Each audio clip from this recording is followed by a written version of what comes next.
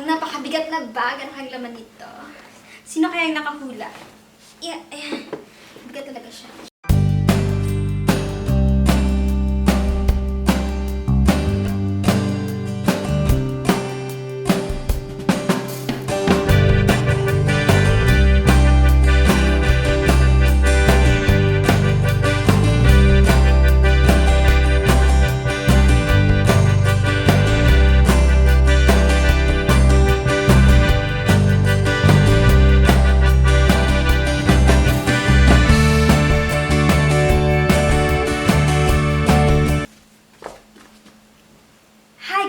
Good day and welcome to my channel. So for today's vlog, we're going to have an unboxing video. It's my first time na gagawin to, so if you find mistake or many mistake, just don't mind it. Manood lang kayo guys. So as you can see, I have one bag here, 3 boxes, 1, 2, and 3. So itong bag na to, na-receive ko siya nung birthday ko, nung July. Hinawakan ko lang siya, tiningnan, pero hindi ko pa siya totally binubuksan. And ito naman, I ordered this online. Sa Holland ko siya in-order, sa the Netherlands. Ito din, in-order ko din siya online. And with this, and with this box naman, ito is also a gift, pero actually by cash siya. Binigay lang sa akin by cash, and then ako na bahala mamili kung ano ba yung bibilin ko, or if yung na-receive kong gift is pang-bayad utang or whatever. So dito kasi sa Belgium, normal na sa kanila na during occasion, they will give you money, cash. So ikaw na yung bahalang pumili kung ano ba yung gusto mong bilhin or kung anong gusto mong gawin sa pera. So normal na yun dito. And para sa akin maganda yung gano'n na cash na lang ibibigay kasi di ba makakapagpili ka kung ano yung gusto mong bilhin, kung anong gagawin mo sa pera. Kesa naman, for example, they will give you clothes or shoes. Posible na hindi mo bet yung clothes, or posible din na, for example, yung shoes, hindi kasya sa'yo. So, mas mabuti na yung pera, di ba? So, yan. Ito na siya. So, this bag, tingnan nyo naman yung bag na to. Napakabigat niya. Yeah, try it. Yeah. Mabigat siya. Siguro mga 4 kilos or 5. Ganun. Yeah. Excited na din ako kung ano ba yung laman nito. Kayo guys, mag-comment kayo or sa mga chatter ko dyan, hulaan nyo kung ano ba yung laman ng bag na to. Kasi, as you can see, para siyang, di ba, para siyang, school bag. Nung elementary tayo, yung mga school bag natin. Pag meron ganito, di ba, yung mga klase natin, para siyang nasa middle class pag meron ganitong bag. So, nung bata pa ako, dream ko din magganitong bag eh. Pero not now anymore. Siguro, I guess, yung laman nito, posibleng, ano kaya, libro. Pwedeng libro. Pwede din, unan, or kumot. Pwede din siyang maliit na ref, or kaldero. So, mga ganon.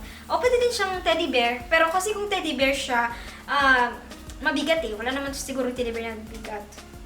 Or baka mga tools to, hindi ko alam. So, mag-comment kayo guys, or mag-chat kayo, whatever. Hulaan nyo kung ano naman ito. So guys, ito yung una nating bubuksan. Itong brown box na to. Ayan.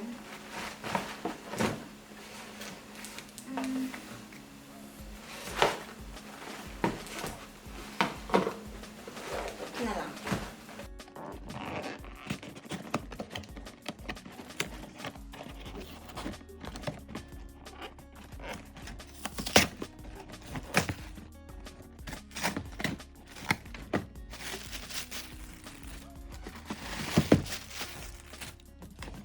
Guys, tingnan nyo ang laman nito. Tchadan! Wala. Shampoo lang naman siya at conditioner. So, this is a Blend Me product. Yan. Blend Me product. So, ito is para sa mga blend. Kasi, blend ako ng konti. So, mas maganda na product din na para sa blend yung gamitin ko.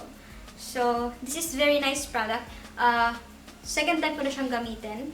And very contented ako sa result niya. So, kaya ito, I buy it again. Yeah.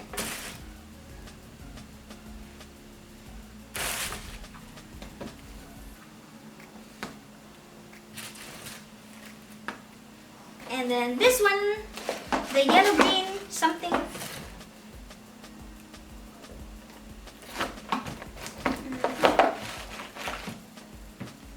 I think it's easier if open natin yun.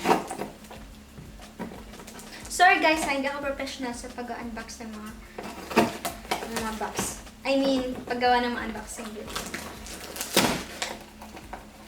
So here it is. Okay, mga basura. So guys, I have here a overnight mask. Maliit lang siya, very small. So, bago ako matulog, nagalagay ako nito. This is only for, I think, €5. Very cheap siya. Ayan. Mamaya ipapakita ko sa inyo yung close-up ng mga products nito. So, also this is my cleansing gel. So, ginagamit ko din siya, yeah, for my face of course. So, yan. I bought this for €10. And nabili ko siya sa Holland. Itong box na to is galing sa Holland. So, yan. This is very nice also. Siguro one day maggagawa ako ng review sa mga ginagamit kong beauty products. Charot. And then, this one. This is a serum. So, itong serum na to, para siya sa eye bag ko kasi reyna ako ng eye bag. Grabe talaga ako sa eye bag. So, I bought this also. This is my first time to use this one. Nirecommend lang siya ng friend ko. So, sabi niya maganda daw to. So, very cheap siya kasi naka-sale siya. Siguro nabili ko siya ng around €9 lang. So, yan. Mamaya ipapakita ko sa inyo yung close-up ng product na to. Okay, this one is done. Okay. Yan. Sorry guys, medyo makalat. So, next is this box. It's a Zalando box. So, pero feeling ko sa loob ng Zalando box, meron pa siyang nakalagay. Another box din. So, let's see kung anong lagay nito.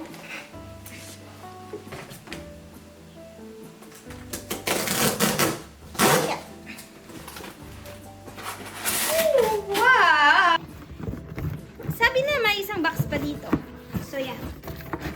I think alam niyo na kung anong lagay nito. This is a shoes from Spirit. Hindi ko alam kung paano ba i-pronounce. Spirit, Spirit, or whatever. Basta shoes siya. Let's see. Excited na akong makita yung box na to. I mean, yung lagay nito, yung shoes na to. Ano ba yan? Ang kalat ko naman. This one. I hope nakikita siya sa aking camera. So, yan. One pair of the shoes. So, look. This is the shoes that I bought in Spirit. Spirit? I don't know. Sa'yo na yun. So guys, tingnan nyo. Later, i-close up ko siya. So, para makita nyo yung ganda ng shoes na to. So, ito yung cash na binigay sa akin as a gift nung birthday ko. And then, binili ko siya ng shoes. Kasi I like shoes. So, this one is really cheap. I bought this only for, I think, €49 or something. Pero normally yung price niya around €100. So, I'm very contented kasi sale siya. Of course. And then, mamaya susutin ko siya. Ganda niya. Color pink and may beige din, white, something. And may nakasulat siya dito. I'm free from animal materials. I'm vegan. So, ito siya. So, yung mga magpapadala sa akin ng shoes, kung magregalo sa akin ng shoes, which I like. So, yung size ng paa ko is 37 European size. Ayan. And then, sa ating last na bubuksan, itong bag. Yeah! Ang napakabigat na bag, ano kayong laman nito? Sino kaya yung nakahula? Yeah, ayan. Bigat talaga siya. So, ilagay ko siya dito para makita siya ng camera ko. Ayan. I don't know if kita ba siya ng camera ko. So, lagyan natin ako dito, usog. And then here. So, let's see ano bang naman ng bag na to. Oops! Guys. Oh, wow! Oh my God! Papel. So, yung laman nito is... Oh my God! Isang sewing machine here. Oh my God! Hindi ko in-expect na sewing machine siya. Teka ha. Wait, yeah. I'm going to show you guys my sewing machine. Here it is. So, yung naman pala ng mabigat na bag na ito is sewing machine. Okay, merong pantahin na ako. Kasi gusto ko talaga siya, gusto kong mag-try manahe. Hindi naman yung makakabuo ko ng isang damit, pero I think it's really cool pag, for example, yung pantalon mo, palilitan mo, ikaw na yung gagawa nun. So, this is a nice gift. Oh my God. Thank you so much. Ito yung brochure. Ano ba ito? The brochure. Yes, it's really nice. Yan guys, ito yung laman niya. Bigat. So, siguro next week gagamitin ko na siya. Siguro gagawa ko ng face mask. Ayun. Or, tatahin ko yung mga napunit ko damit. So, I'm very happy I have this one. Yes. And then, tingnan natin kung ano pang laman. Kasi, parang, meron pa siyang konting laman sa loob. Ano ba ito? See? Okay. It's a cloth. Siguro, para i-try siya, para mag-practice. Kasi, hindi pa naman ako marunong talaga. Nakapag-try lang ako one time, pero hindi ako yung magaling. So, I'm happy na meron ako nito kasi makapag-practice ako. At of course, parang hobby na rin siya. And then ito, ayan, with different colors. Drad. I don't know kung ano yung English nito, but in Dutch we call this drad. Drad, tama ba? I don't know if correct yung pagka-pronounce ko. Another one. Ay, teka. Ito. Look, may gunting, may tape measure, may mga drad, may kung ano-ano pa. So, yan. Finally, makapag-practice na ako ng pananahi. So, may new hobby ako. So, yan guys, we're done for today. So, ito yung mga nabuksan natin. The shoes, the sewing machine, and cleansing gel, overnight mask, and yung serum ng aking eye bag. So, thank you guys for watching. And of course, if you have suggestion, put it on the comment, right on the comment section kung ano pa yung mga vlog na gusto nyo makita. And then, of course, don't forget to share this and subscribe on my channel. Thank you guys so much. I love you all. Guys, bago ko pala end yung video, ito-try ko munang suotin yung ating shoes. So, teka lang